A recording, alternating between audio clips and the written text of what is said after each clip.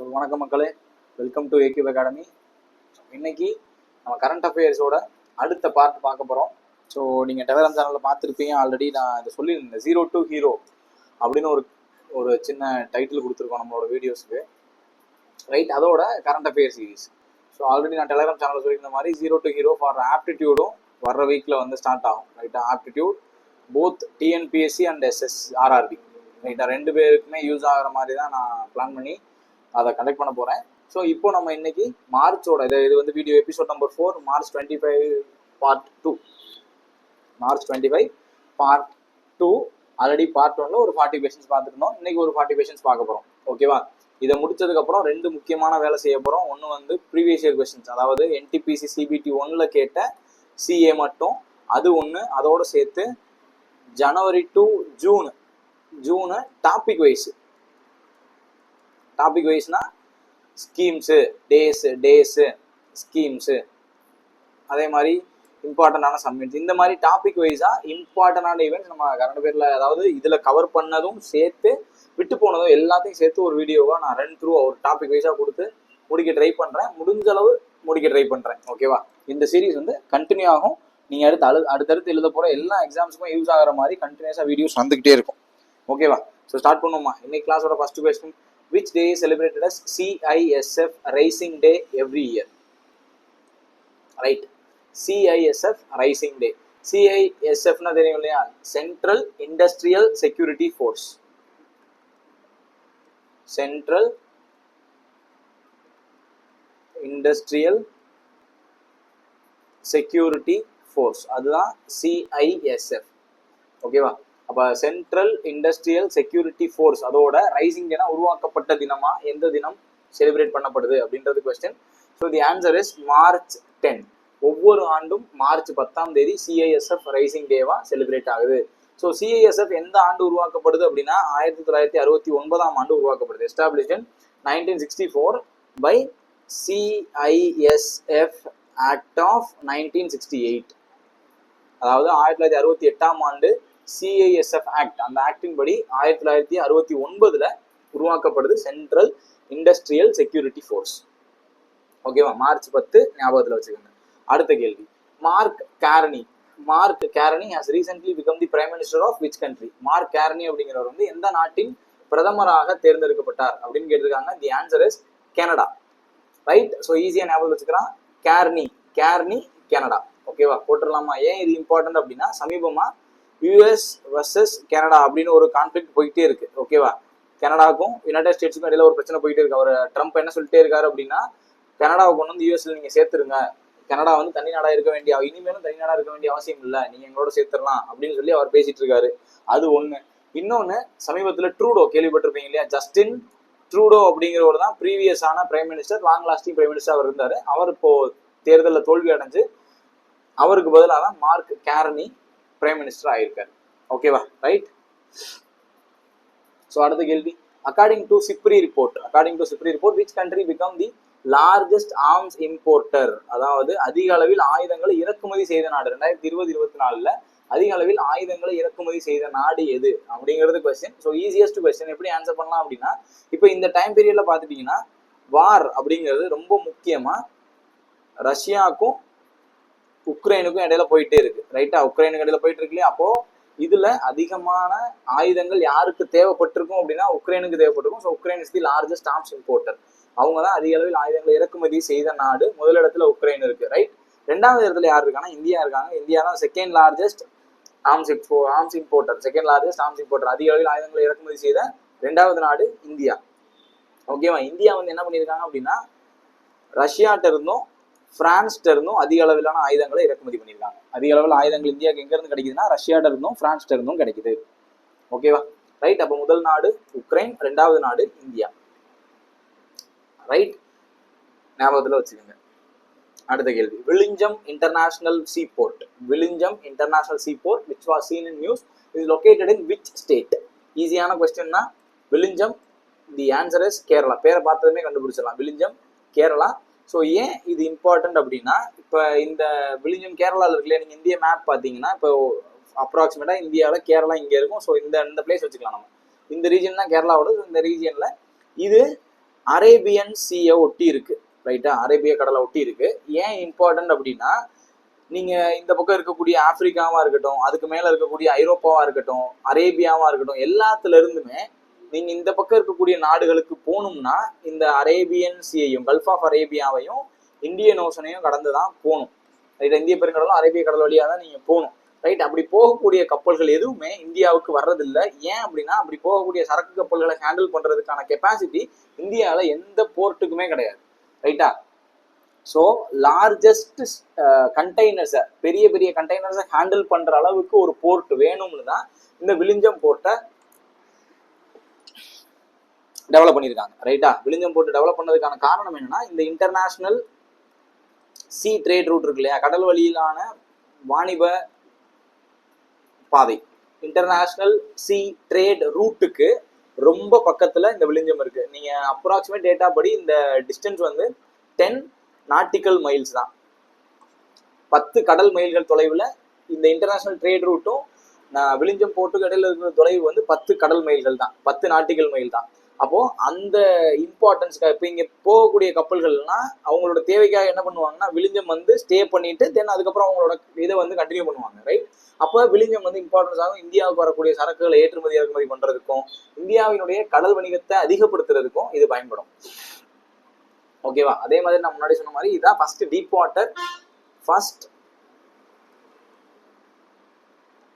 Water container transshipment port, container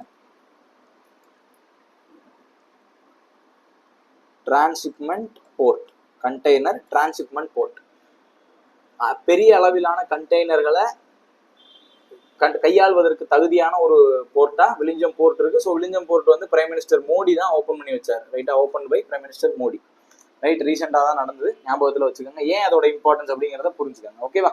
அடுத்த கேள்வி, which countries architect Liu Jiakun அப்படிங்கிறவர் வந்து சமீபத்தில் பிரிட்ஸ்கர் ஆர்கிடெக்சர் பிரைஸ் ஜெயிச்சார். அவர் எந்த நாட்டை சேர்ந்தவர் அப்படின்னு கேள்வி கேட்டிருக்காங்க. ஸோ இப்போ இந்த பேரை பார்க்கும்போது யோசிக்கலாம், லியூ ஜியாகுன் அப்படின்னு. இது வந்து அப்போ ஒரு சைனீஸ் ஜாப்பனீஸ் பேர் மாதிரி இருக்கு. ஆனா ஆப்ஷன்ஸ் பாருங்க, எல்லாமே தெளிவா கொடுத்துருக்காங்க. South Korea, Japan, Vietnam, China எல்லாத்துலயுமே பேர் இப்படிதான் வைப்பாங்க, நீங்க எடுத்து பாத்தீங்கன்னா தெரியும். ஸோ லியூ ஜியாகுன் எந்த நாட்டை சேர்ந்தவர் அப்படின்னா சைனா நாட்டை சேர்ந்தவர். பிரிட்ஸ்கர் ஆர்கிடெக்சர் பிரைஸ், ஆர்கிடெக்சர் ஃபீல்டினுடைய மிக உயரிய விருது வந்து இந்த பிரிட்ஸ்கர் பிரைஸ்.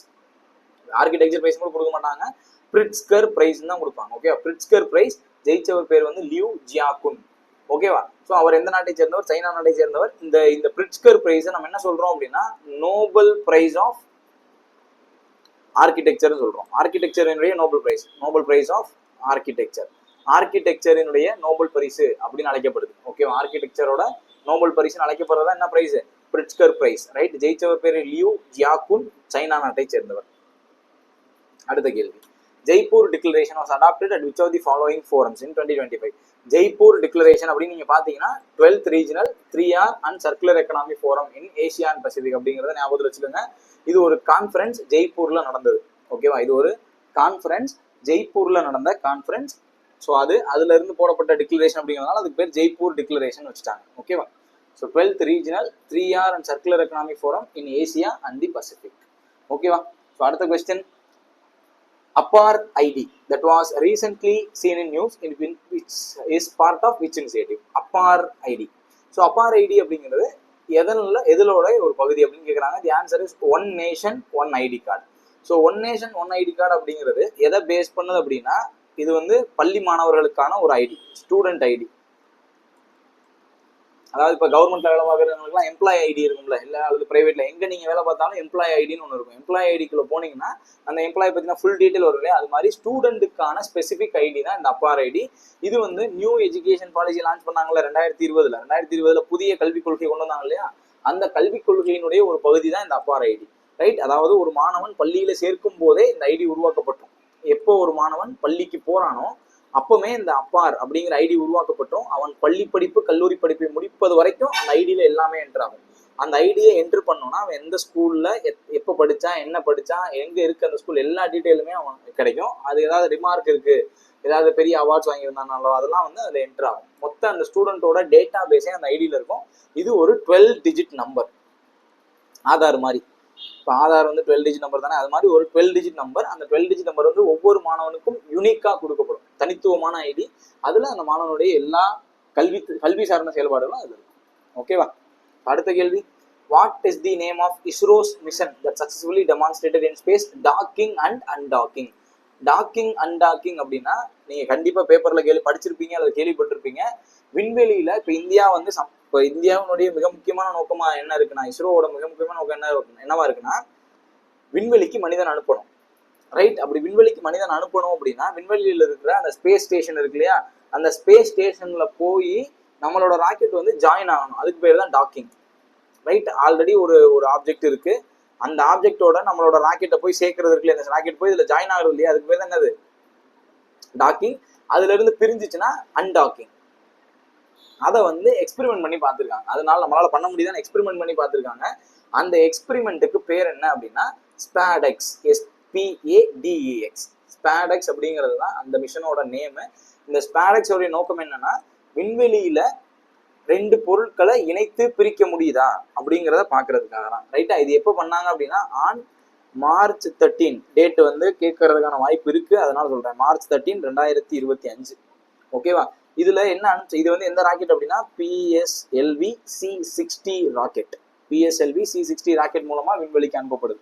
PSLV C60 ராக்கெட் மூலமா விண்வெளிக்கு அனுப்பப்படுது. 2 ஆப்ஜெக்ட் அனுப்புறாங்க. ஒன்னு வந்து SDX-01, SDX-02.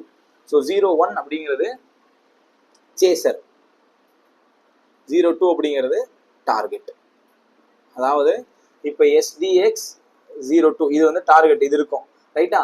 SDX-01 அப்படிங்கிறது சேசர். இது போய் இதுல மெர்ஜ் ஆகும், ஜாயின் ஆகும். 2 ஒண்ணுக்கு ஒன்று சேர்ந்துடும். அப்புறம் அதை பிரிச்சும் பார்த்து திரும்ப எடுத்துட்டு வந்துட்டாங்க. ரைட்டா? ஸோ இது வந்து பூமியில இருந்து 460 கிலோமீட்டர் எபவ் தி எர்த் சர்ஃபேஸ்ல இது நடந்திருக்கு. ஓகேவா? ரைட்? இது ஏன் பண்ணாங்க அப்படின்னா, விண்வெளிக்கு மனிதன் அனுப்பக்கூடிய இந்தியாவினுடைய மிக முக்கியமான திட்டம் என்னது? ககன்யான். கேள்விப்பட்டிருப்பீங்க இல்லையா? ககன்யான் வந்து இந்தியர்களை விண்வெளிக்கு அனுப்பக்கூடிய திட்டம், மனிதனை விண்வெளிக்கு அனுப்பும் திட்டம். இது வரைக்கும் இந்தியா அதை செய்யல. இந்தியர்கள் வந்து விண்வெளிக்கு போயிருக்காங்க. நீங்க கேள்விப்பட்டிருப்பீங்க, சுனிதா வில்லியம்ஸ் இருக்காங்க, கல்பனா சாவ்லா இருக்காங்க. இப்போ வந்து சுபான்சு சுக்லா இப்போ போயிட்டு வந்தாரு இல்லையா, அவர் தான் ககன்யானுக்கும் ஹெட். ரைட்? ககன்யானுக்கு உள்ள கூட்டி போறதுக்கு அவர் தான் ஹெட். ஸோ அவர் இதில் இப்போ போயிட்டு வந்துட்டாரு. இந்தியா சார்பில் அனுப்ப போற திட்டம் வந்து ககன்யான். ஞாபகத்தில் வச்சுக்கணும். ககன்யானுடைய நோக்கம் வந்து விண்வெளிக்கு மனிதர்களை அனுப்புறது. ஆதித்யா எல்லோன் அப்படிங்கிறது சன்னினுடைய சர்ஃபேஸ், சூரியனுடைய சர்ஃபேஸ் ஆராய்ச்சி பண்றதுக்காக அனுப்ப போறது ஆதித்யா. மங்கள்யான் அப்படிங்கிறது மார்ஸ், செவ்வாய்க்கானது இஸ்ரோவுடைய திட்டங்கள். ஸோ இதெல்லாம் நீங்க ஞாபகத்தில் வச்சுக்கோங்க, எது வேணா பரீட்சையில கேட்கலாம். ஓகேவா? ரைட்? கொஞ்சம் டீட்டெயிலான சொல்லியிருக்கேன், ஏன்னா இம்பார்ட்டன்ட் அப்படிங்கிறதுனால கொஞ்சம் டீட்டெயிலாக பார்த்துருக்கோம். ரைட்? ஸோ அடுத்த கொஸ்டின் போகுமா? Next, Gomira masked dance. Gomira masked dance அப்படிங்கிறது எந்த மாநிலத்துல பண்றாங்க? ரைட்? எந்த மாநிலத்தை சார்ந்தது அது? ரைட்? கொமீரா மாஸ்க்டு டான்ஸ் அப்படிங்கிறது வெஸ்ட் பெங்காலோடது. The answer is west Bengal. ரைட்டா? மேற்கு வங்கம் அப்படிங்கிறது ஆன்சர். ரைட்? அடுத்த கேள்வி, which organization has developed high speed microprocessor Vikram 3201, Kalpana 3201? Vikram and Kalpana 3201 யாரு டெவலப் பண்ணா? ரைட்? ஸோ யாரு டெவலப் பண்ணியிருப்பா அப்படின்னா, என்ன கேள்வினா ஹை ஸ்பீட் மைக்ரோ ப்ராசஸர்ஸ். ரைட்டா? இது எல்லாமே மைக்ரோ ப்ராசஸர். இப்போ டக்குன்னு நீங்க இதுல கேள்வியிலேயே இன்னொரு கேள்வி ஜென்ரேட் பண்ணலாம். சமீபத்தில் நியூஸ்ல கேள்விப்பட்ட விக்ரம் 3201, கல்பனா 3201 என்ன அப்படின்னு கேட்கலாம். These are micro processors. ரைட்டா? மைக்ரோ ப்ராசஸ் யார் டெவலப் பண்ணா அப்படின்னா இஸ்ரோ. யார் டெவலப் பண்ணா? இஸ்ரோ. விக்ரம், கல்பனா அப்படின்னு நீங்க கேள்விப்பட்டீங்கன்னா அது மைக்ரோ ப்ராசஸர் ஞாபகத்தில் வச்சுக்கணும். அதை டெவலப் பண்ணது இந்தியன் ஸ்பேஸ் ரிசர்ச் ஆர்கனைசேஷன் அப்படிங்கிறத மறந்துடக்கூடாது. ஓகேவா? அடுத்த question, which country has recently discovered massive 46 million ton white hydrogen? சமீபத்தில் எந்த நாட்டுல 46 மில்லியன் டன் வெள்ளை ஹைட்ரஜன் கிடைச்சிருக்கு அப்படின்னு கேட்டிருக்காங்க. ஸோ வெள்ளை ஹைட்ரஜன் அப்படின்னா நீங்க ஞாபகத்தில் வச்சுக்க வேண்டியது பிரான்ஸ். ஓகேவா? தி ஆன்சர் இஸ் பிரான்ஸ். அதிக அளவிலான வெள்ளை ஹைட்ரஜன் சமீபத்தில் கண்டுபிடிக்கப்பட்ட நாடு எது? பிரான்ஸ். அடுத்த கேள்வி, National Wild Life Health Policy. National Wild Life Health Policy is initiated by which organisation? The answer is Central Zoo Authority. Central Zoo Authority. National Wild Life Health Policy அப்படிங்கிறது அந்த zoological பார்க்ல இருக்கக்கூடிய விலங்குகளின் உடல் நலனை பாதுகாப்பதற்காக, அந்த விலங்குகள் நோய்வாய்ப்பட்டா அதை காப்பாற்றுறதுக்கு தேவையான வசதிகள் எல்லாத்தையும் செஞ்சு வைக்கிறது தான் இந்த national Wild Life Health policy. அதை இனிஷியேட் பண்ணது சென்ட்ரல் ஜூ அத்தாரிட்டி. ஞாபகத்தில் வச்சுக்கோங்க, சென்ட்ரல் ஜூ அத்தாரிட்டி. அடுத்த கேள்வி, where is the headquarters of International Atomic Energy Agency is located? International Atomic Energy Agency, IAEA. So இது அணு ஆயுத கட்டுப்பாட்டு அமைப்பு. இப்போ எல்லா நாடுகள்கிட்டையுமே அணு ஆயுதம் இருக்கா இல்லையா அப்படிங்கிறத செக் பண்ண வேண்டியது இந்த இன்டர்நேஷனல் அட்டாமிக் எனர்ஜி ஏஜென்சியோட பொறுப்பு. இதனுடைய ஹெட் குவார்டர்ஸ் எங்க இருக்குன்னு கேட்டிருக்காங்க. The answer is Vienna, Austria. ஓகேவா, வியன்னா, ஆஸ்திரியா. ரைட். இப்போ இது எப்போ உருவாக்கப்படுது? International atomic energy agency established in 1957. இது 178 நாடுகளை உறுப்பு நாடுகளாக கொண்டிருக்கு. 178 மெம்பர்ஸ் இருக்காங்க. இது பேசிக் ஃபேக்ட்ஸ், ஞாபகத்தில் வச்சுக்கோங்க.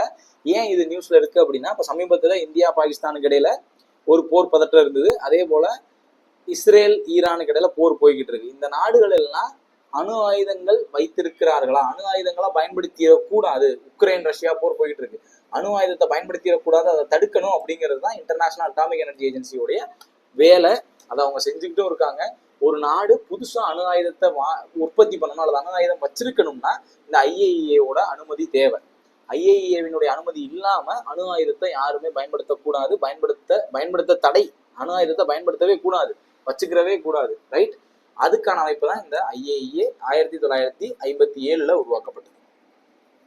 அடுத்த கேள்வி ரொம்ப important. World sparrow day. World sparrow day is celebrated in which day? World sparrow day March 20. March 20 தான் உலக சிட்டுக்குருவிகள் தினம். மார்ச் 20. ரைட்டா? உலக சிட்டுக்குருவிகள் தினம் மார்ச் 20. இந்த வருஷத்துக்கான தீம் என்ன? ரைட். இந்த வருஷத்துக்கான கருப்பொருள் என்ன? A tribute to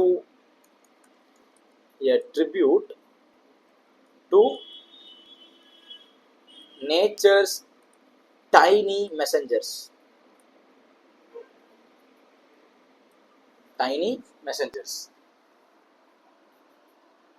Tribute to nature's tiny messengers. இதுதான் இந்த வருஷத்துக்கான தீம். ஸ்பாரோ டே மார்ச் 20. ஞாபகத்தில் வச்சுக்கோங்க. ஓகேவா? ஸோ அடுத்த question. TB day, world tuberculosis day, is observed every year on which day? World TB day. TB day வந்து March 24. TB day March 24. So இந்த வருஷத்துக்கான தீம் என்ன? Yes we can end TB.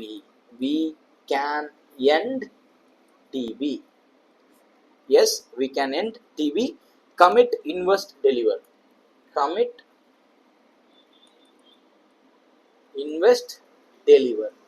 Right. ஓகேவா? So India வந்து என்ன பண்ணியிருக்காங்க அப்படின்னா, டிபியை என் பண்றதுக்கான டார்கெட், டிபி பை 2030. இந்தியான்னு இல்லை, உலக அளவிலேயே 2030க்குள்ள டியூபர்குலோசிஸ் அப்படிங்கிற அந்த டிபி வியாதியை ஒழிக்கணும் முடிவு பண்ணியிருக்காங்க. தீம் ஞாபகத்தில் வச்சுக்கோங்க. Yes, we can end TB. ஓகேவா? ஸோ அடுத்த கொஸ்டின் போலாமா? Next question. Unified payment interface is developed by which institution? Unified payment interface ஆன UPI is develop by which institution? இது நான் ஆல்ரெடி உங்களுக்கு சொல்லி கொடுத்துருக்கேன். முன்னாடி ஆர்பிஐ பார்க்கும்போது நான் சொல்லியிருப்பேன்.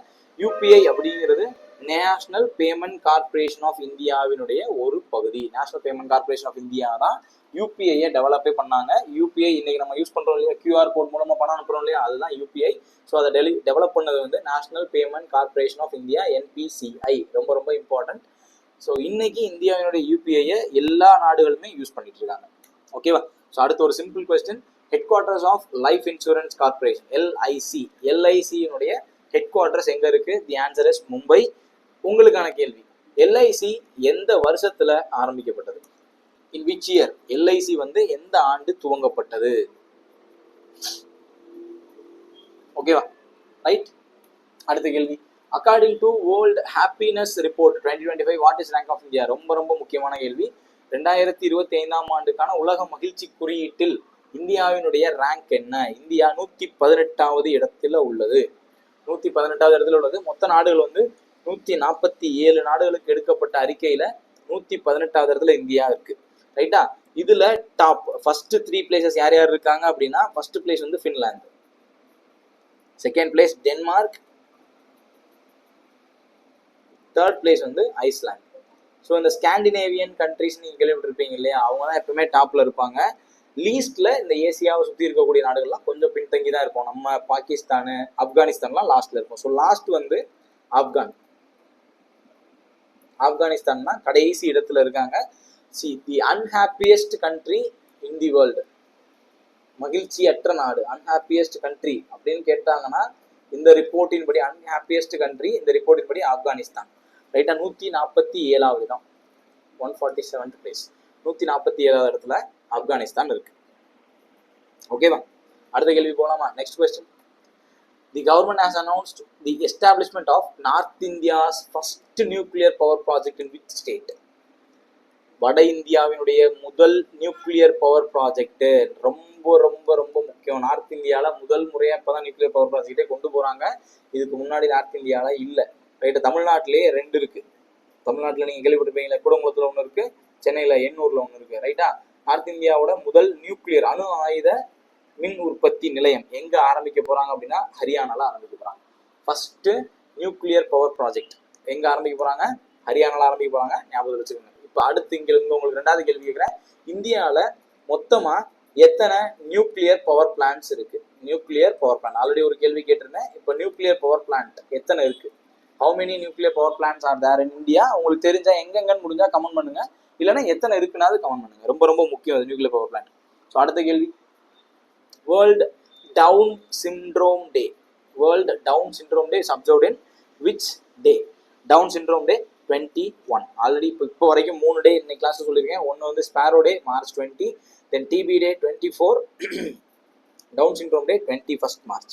ரைட்டா, இப்போ இது எது காரணம் என்னன்னா, இந்த டே கேட்கலைன்னா கூட இதை பேஸ் பண்ண சயின்ஸ் கொஸ்டின் வர்றதுக்கு வாய்ப்பு இருக்கும். ஸோ டவுன் சிண்ட்ரோம் அப்படிங்கிறது ஒரு ஜெனட்டிக் டிசார்டர், ஒரு மரபியல் சார்ந்த மரபணு சார்ந்த நோய், ஜெனட்டிக் டிசார்டர். அதாவது மனிதனுடைய குரோமோசோம்ல ஏற்படக்கூடிய மாற்றத்தினால இது உருவாகுது. இப்போ நார்மலாக ஒரு மனிதனுக்கு வந்து நார்மலாக குரோமோசோமோட கவுண்ட் உங்களுக்கு தெரியும் இல்லையா? நார்மல் குரோமோசோம் எத்தனை? நார்மல் குரோமோசோம் வந்து 46. இதுல chromosome number 21, chromosome number 21 extra இருக்கும். 21 வந்து 2 இருக்கும். குரோமோசோம் நம்பர் 21 வந்து எக்ஸ்ட்ரா ரிப்பீட் ஆயிருக்கும். அப்படி ரிப்பீட் ஆகிறதுனால டோட்டல் குரோமோசோம் வந்து 47 மாறிடும். 46 இருக்க வேண்டியது 47 மாறிடும். இதுக்கு பேர் தான் என்னது? Down syndrome. ரைட்டா, டவுன் சிண்ட்ரோம் தமிழ்லையும் வந்து டவுன் சிண்ட்ரோம் தான் சொல்லுவாங்க. ரைட்டா, டவுன் சிண்ட்ரோம் சயின்ஸ்ல கேட்க போறதுக்கு வாய்ப்பு இருக்கு, அதனால இங்க நான் சொன்னேன் சிண்ட்ரோம். Down syndrome. ரைட், இந்த வருஷத்துக்கான தீம் என்னன்னா improve our support system. Theme வந்து improve our support system. Improve our support system. இதுதான் இந்த கேள்விக்கான பதில். ரைட்டா, அடுத்து போலாமா? Next question. Which state is the host of 57th Senior National Kho-Kho Championship? 57வது தேசிய கோகோ விளையாட்டு போட்டிகள் எங்க நடந்தது? ஒடிசா. எங்க நடந்தது அப்படின்னா ஒடிசால நடந்தது. ரைட்டா, 57th national cocoa championship. Right, எங்க நடந்தது? ஒடிசால நடந்தது. வின்னர்ஸ் யாருன்னு பார்த்துடலாமா? மென்ஸ்ல வின்னர்ஸ் வந்து ரயில்வேஸ். ரைட்டா, மென்ஸ் டீம்ல ஆண்கள் பிரிவில் வெற்றி பெற்றது வந்து railways defeats Maharashtra. Railway defeats Maharashtra kho kho சாம்பியன்ஷிப்ல. ரைட், அதே மாதிரி விமென்ஸ்ல மகாராஷ்டிரா டிஃபீட்ஸ் ஒடிஷா.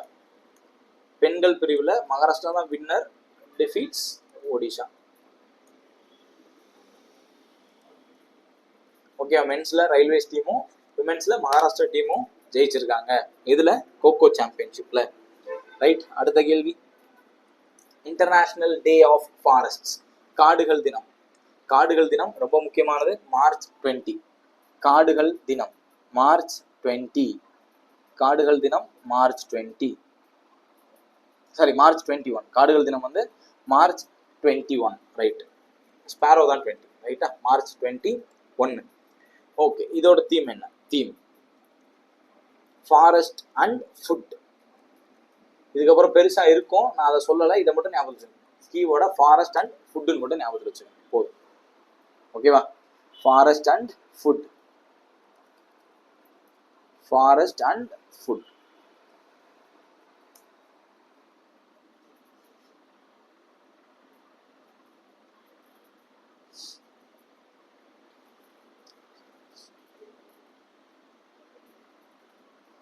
ஓகேவா? அடுத்த கொஸ்டின் போகுமா? Next question.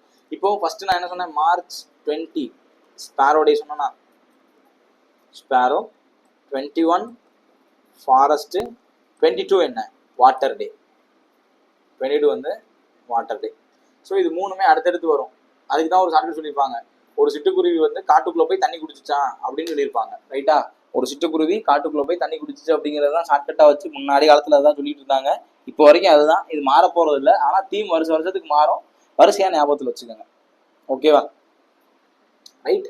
22 வாட்டர் டேக்கு என்ன தீம் அப்படின்னா, வாட்டர் டேவோட தீம் வந்து கிளேசியர் ப்ரிசர்வேஷன். வாட்டர் டேவோட தீம் வந்து கிளேசியர் ப்ரிசர்வேஷன். கிளேசியர்ஸ்னா தெரியும் இல்லையா? கிளேசியர்ஸ் பனிப்பாறைகள் அல்லது பனி சார்ந்த இடங்கள். ரைட், அதான் கிளேசியர்ஸ். ஸோ கிளேசியர் ப்ரிசர்வேஷன் அப்படிங்கிறது தான் வாட்டர் டேவோட தீம். ரைட். அடுத்த கொஸ்டின் போலாமா? Next question, exercise sea dragon. Exercise sea dragon நான் ஆல்ரெடி பார்த்துட்டோன்னு நினைக்கிறேன். இதை எக்ஸசைஸ் சி டிராகன் முன்னாடி நான் கேட்டிருப்பேன். So the answer is United States. இப்போ இந்த இடத்துல உங்களுக்கு இன்னொரு கொஸ்டின் கேட்குறது சம்மந்தமா இல்லை, இதை விட்டுறலாம். இதுக்கு பதிலாக நீங்கள் சி டிராகன் ஆல்ரெடி நீங்கள் எழுதியிருப்பீங்க. இங்கே ஒரு கொஸ்டின் எழுதிங்க.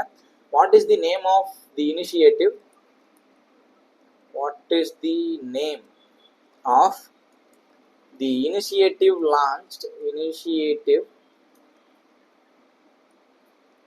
launched to support Indian biotech startups. Indian biotech startups. இந்தியாவில் பயோடெக்ஸை உருவாக்குறதுக்காக உருவாக்கப்பட்ட திட்டம் அல்லது இனிஷியேட்டிவ் எது? The answer is BioSaarathi. ஞாபகத்தில் வச்சுக்கோங்க, பயோசாரதி அப்படிங்கிறது தான் ஒரு initiative launch to support Indian biotech startups. ஓகேவா? பயோசாரதி ஞாபகம் வச்சுக்கோங்க. ஏன்னா இந்த கொஸ்டின் ஆல்ரெடி பார்த்துட்டோன்றதுனால அதோட ரீப்ளேஸ்மெண்ட் கொஸ்டின் தான் இது. ஓகேவா? பயோசாரதி. அடுத்த கொஸ்டின், அடுத்து போலாமா? Who won Stockholm water prize? ரைட்டா? Who won Stockholm water prize? Stockholm water prize Gunter Bloschl. Gunter Bloschl ஞாபகத்தில் வச்சுக்கோங்க. குந்தர் ப்ளோச்சல். ரைட், அவங்க தான் ஸ்டாக்ஹோம் வாட்டர் பிரைஸை வின் பண்ணியிருக்காங்க. ஓகேவா? த நெக்ஸ்ட் கொஸ்டின், அடுத்த கேள்வி. Which country become the first country to qualify for the 2026 FIFA World Cup after the host nations? Right, இப்போ already வந்து எந்த 3 நாடுகள் FIFA வேர்ல்டு கப்ல விளையாடல அப்படிங்கிறத உங்களுக்கு நான் சொல்லிட்டேன். பாகிஸ்தான், ரஷ்யா, இன்னொரு நாடு ஒரு ஆப்பிரிக்கா நாடு சொல்லியிருந்தேன்னா. ரைட், இப்போ இதுல ஃபர்ஸ்டா குவாலிஃபை ஆன நாடு எது? ஃபர்ஸ்டா குவாலிஃபை ஆன நாடு வந்து Japan. After the host Nations அவங்களே சொல்றாங்க. ஹோஸ்ட் நேஷன்ஸ் ஆல்ரெடி ஆட்டோமேட்டிக்காக வந்துடும். எதெல்லாம் ஹோஸ்ட் நேஷன்ஸ் அப்படின்னா 3 நாடுகள் நடக்குது. USA, Canada, Mexico. இந்த 3 நாடுகள் தான் ஹோஸ்ட். எங்க நடக்குது அப்படின்னா 2026 FIFA வேர்ல்டு கப் வந்து யுஎஸ்ஏ, கனடா, மெக்சிகோல நடக்குது. 2030ல 6 நாடுகள்ல நடக்குது. 2030ல 6 நாடுகள் சேர்ந்து FIFA வேர்ல்டு கப்பை நடத்துறாங்க. என்னென்ன நாடுகள் அப்படின்னா மொராக்கோ, ஃபுட்பாலுக்கு ரொம்ப ஃபேமஸான எல்லா நாடுகளும். Morocco, Spain, Portugal, Argentina, Uruguay,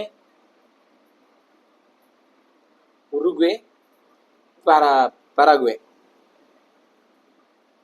6 நாடுகள். Morocco, Spain, Portugal, Argentina, Uruguay, Paraguay. இந்த 6 நாடுகள் சேர்ந்து 2030ல FIFA வேர்ல்டு கப் நடத்த போறாங்க. 2026ல இந்த 3 நாடுகள் அமெரிக்கா, கனடா, மெக்சிகோ சேர்ந்து நடத்த போறாங்க. ஃபர்ஸ்டா குவாலிஃபை நாடு ஜப்பான். ஞாபகத்தில் வச்சிடலாமா? ரைட். அடுத்த question, United Nation has celebrated which days World Day of Glaciers? இப்போதான் நான் 3 டே சொன்னேன். இதையும் நீங்க சேர்த்துக்கோங்க. கிளேசியர்ஸ் வந்து மார்ச் 21. மார்ச் 21 தான் வேர்ல்டு டே ஆஃப் கிளேசியர்ஸ். மார்ச்ல நிறைய டேஸ் இருக்கும், எல்லாமே இம்பார்ட்டன்ட். ஓகேவா? மார்ச் 21 வந்து வேர்ல்டு டே ஆஃப் கிளேசியர்ஸ். சரியா? அடுத்த கேள்வி, which city is the venue of second Khelo India para games? Khelo India para games, இதுவும் நான் ஆல்ரெடி உங்களுக்கு சொல்லிட்டேன், இந்த கொஸ்டின் ரிப்பீட் ஆயிருச்சு. ரைட், இப்போ இதுக்கு பதிலாக இது வந்து முன்னாடியே நீங்க எழுதியிருப்பீங்க, ஆன்சர் என்னன்னு எனக்கு சொல்லுங்க. ஓகேவா? இதுல அடுத்து இதுக்கு ஆல்டர்னேட்டா இன்னொரு கொஸ்டின் நான் சொல்றேன், இது ரிலேட்டடாக ஜென்ரலாகவே சொல்றேன். Which institute has developed which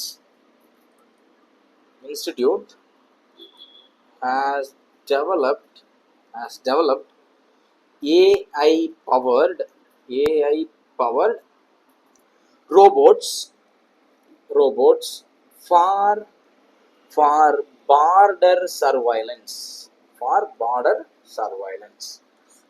அதாவது எல்லைப்புற பகுதிகளில் பாதுகாப்புக்காக ஏஐ பவர்டு ரோபோட் உருவாக்கின இன்ஸ்டிடியூட் எது? The answer is IIT Guwahati அல்லது குவஹாத்தி. ஐஐடி கவுஹாத்தி தான் இதை டெவலப் பண்ணியிருக்காங்க. எல்லை பாதுகாப்புக்காக ஏஐ பவர்டு ரோபோட்ஸை உருவாக்குனது ஐஐடி கவுஹாத்தி. இதுக்கு பதிலாக இது எழுதிக்கங்க. ஓகேவா? ரைட், ஸ்ட்ரெயிட் ஆஃப் ஹார்மோஸ், இதுவும் இம்பார்ட்டன்ட்டு. ஈரான் ஈராக் வரதுனால இந்த ஸ்ட்ரெயிட்ஸ் எல்லாம் important. Strait of Hormuz connects two water bodies. எதை அது கனெக்ட் பண்ணுது அப்படின்னா பெர்சியன் கல்ஃபையும் கல்ஃப் ஆஃப் ஓமனையும் கனெக்ட் பண்ணுது. முன்னாடியே பார்த்துருக்கலாம், திரும்ப இன்னொரு தடவை பார்த்து வச்சுக்கோங்க. நான் இதுக்கு முன்னாடி 2-3 கல்ஃப் சொல்லியிருக்கேன், ஸ்ட்ரெயிட் சொல்லியிருக்கேன். பெர்சியன் கல்ஃபையும் கல்ஃப் ஆஃப் ஓமனையும் அது இணைக்குது, ஸ்ட்ரெயிட் ஆஃப் ஹார்மோஸ். ஓகேவா? ரைட், அடுத்த கேள்வி,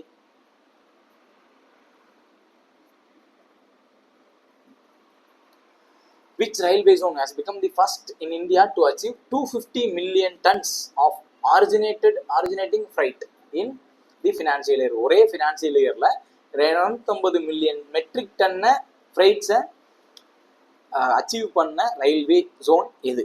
தி answer is East cost Railway. உங்களுக்கு இந்த இடத்துல 3வது கேள்வி கேட்குறேன். டோட்டலா ஹவு மெனி ரயில்வே ஜோன்ஸ் இருக்கு? அல்லது ஜோனல் ரயில்வேஸ். இப்போ southern railway, east cost railway, central railway சொல்லுவாங்க. How many railway zones in India? எத்தனை ரயில்வே ஜோன்ஸ் இருக்கு? கமெண்ட் பண்ணுங்க, தெரிஞ்சதுன்னா கமெண்ட் பண்ணுங்க. ஓகேவா? அடுத்த கேள்வி, ஃபினான்சியல் செக்டார் அசஸ்மெண்ட் ப்ரோக்ராம் அப்படிங்கிறது எந்த 2 அமைப்புகளினுடைய joint initiative? Financial sector assessment program அப்படிங்கிறது 2 முக்கிய அமைப்புகளான ஐஎம்எஃப் அண்ட் வேர்ல்டு பேங்கோட இனிஷியேட்டிவ். 2மே முக்கியமான அமைப்புகள், world bank and IMF. So அதனுடைய ஒரு ஜாயிண்ட் இனிஷியேட்டிவ் தான் ஃபினான்சியல் செக்டார் அசஸ்மெண்ட் ப்ரோக்ராம். ஓகேவா? அடுத்த கேள்வி, which country is co-hosting the maritime exercise named AIKEYME in India? AIKEYME with India, India AIKEYME அப்படிங்கிற மெரிடைம் எக்ஸசைஸை யாரு கோ-ஹோஸ்ட் பண்றா அப்படின்னா இந்தியாவும் தான்சானியாவும் சேர்ந்து தான் அதை பண்றாங்க. ஸோ அக்கிம் அல்லது அக்கிமி எப்படி வேணா நீங்க சொல்லலாம். அதோட ஃபுல் ஃபார்ம் என்ன அப்படின்னா ஆப்பிரிக்கா இந்தியா கீ. ஏஐக்கு ஆப்பிரிக்கா இந்தியா வந்துடும், கீ அப்படியே வந்துடும், எம்முக்கு வந்து மெரிடைம் எக்ஸசைஸ். அவ்வளவுதான், மெரிடைம் எக்ஸசைஸ், இதுதான் ஃபுல் ஃபார்ம் அக்கிம். ஸோ இதுல இந்தியாவும் ஆப்பிரிக்காவை சேர்ந்த 10 நாடுகளும் 10 ஆப்பிரிக்கன் கண்ட்ரிஸும் இதுல பார்ட்டிசிபேட் பண்றாங்க. ஓகேவா? அதுல ஒரு கண்ட்ரி தான் வந்து தான்சானியா. இந்த தான்சானியா வந்து இந்தியாவோட சேர்ந்து அதை கோ-ஹோஸ்ட் பண்ணுது. ஓகேவா? ரைட், அடுத்த கேள்வி, which zoological park has become the India's first zoo preserve DNA samples in wildlife? இது நம்ம ஆல்ரெடி பார்த்துட்டோம், ஆனா கொஸ்டின் வந்து கொஞ்சம் வித்தியாசமா இருக்கு. ரைட்டா?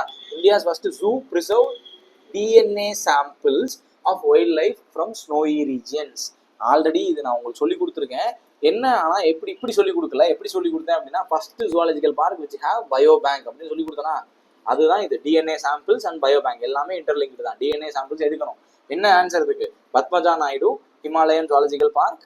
இது எங்க இருக்கு உங்களுக்கு தெரியும், வெஸ்ட் பெங்கால்ல இருக்கு. இங்க எக்ஸ்ட்ரா ஃபேக்ட் ஒன்று சொல்றேன். என்ன எக்ஸ்ட்ரா ஃபேக்ட் அப்படின்னா இதுதான் ஹையஸ்ட் ஆல்டிடியூட்ல இருக்கக்கூடிய park. India's highest altitude park. மிக உயரமான இடத்தில் அமைந்துள்ள பார்க்கா நம்ம இதை சொல்றோம். ஹையஸ்ட் ஆல்டிடியூட் பார்க், மிக உயரமான இடத்தில் அமைந்திருக்கக்கூடிய ஒரு பார்க் இது.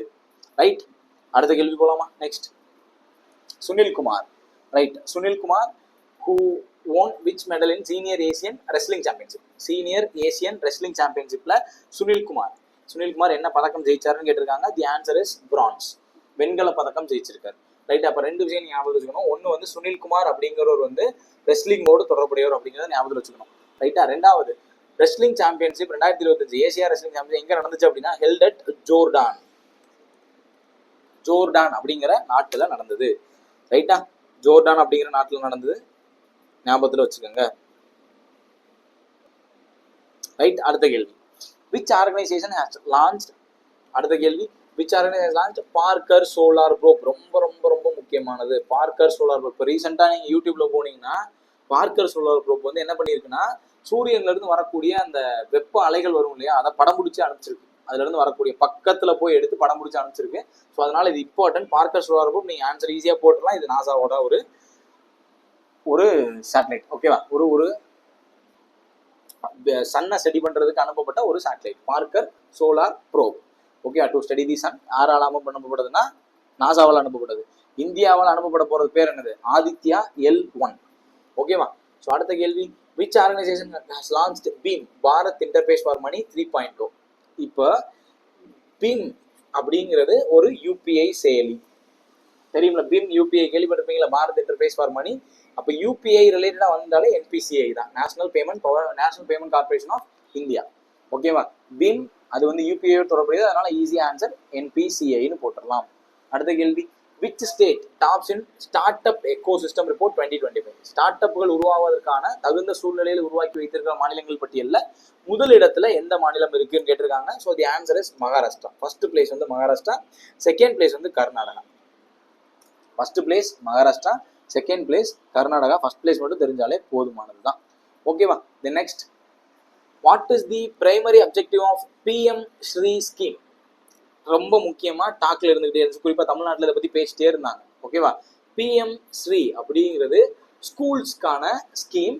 என்னதுக்காக அப்படின்னா setting up of model schools with modern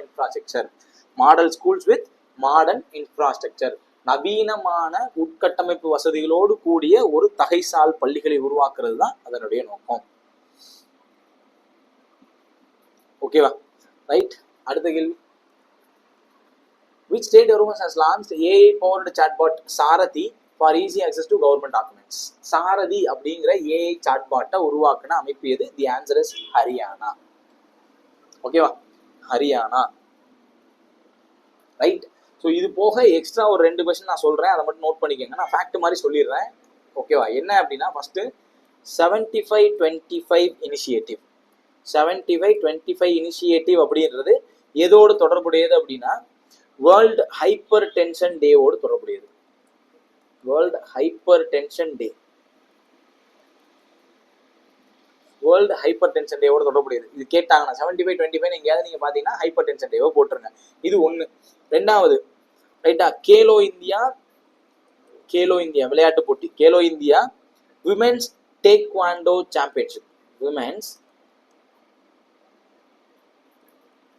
taekwondo championship எங்க நடந்தது அப்படின்னா லக்னோல நடந்தது. இது நான் வந்து கொஸ்டினை எடுக்க மறந்துட்டேன், கடைசியா ஃபேக்டா என் கண்ணில் பட்டுச்சு, அதனால இதை நான் உங்களுக்கு கொடுத்துட்டேன். ஓகேவா. எங்க நடந்தது? லக்னோல நடந்தது. Khelo India women taekwondo championship எங்க நடந்ததுன்னா லக்னோல நடந்தது. அதே மாதிரி 75-25 இனிஷியேட்டிவ் வந்து எந்த டேவோடு தொடர்புடையதுன்னா வேர்ல்டு ஹைப்பர் டென்ஷன் டேவோட தொடர்புடையது. உங்களுக்கான 4வது கேள்வி, வேர்ல்டு ஹைப்பர் டென்ஷன் டே என்னைக்கு? கமெண்ட்ல போடுங்க. வேர்ல்டு ஹைப்பர் டென்ஷன் டே அதோடு தொடர்புடையது என்னைக்குன்றத கமெண்ட்ல போடுங்க. ஸோ இதோட இன்னைக்கு மார்ச்சோட 2nd வீடியோ கம்ப்ளீட் ஆகுது. ஓகேவா. ஸோ அப்போ நம்ம 4வது எபிசோடு முடிச்சிருக்கோம். அடுத்த எபிசோட்ல April 1 பார்க்கலாம். ஓகேவா. உங்களுக்கு ஏதாவது டவுட் இருந்துச்சுன்னா கமெண்ட்ல போடுங்க. நெக்ஸ்ட் கிளாஸ்ல மீட் பண்ணுவோம். தேங்க்யூ.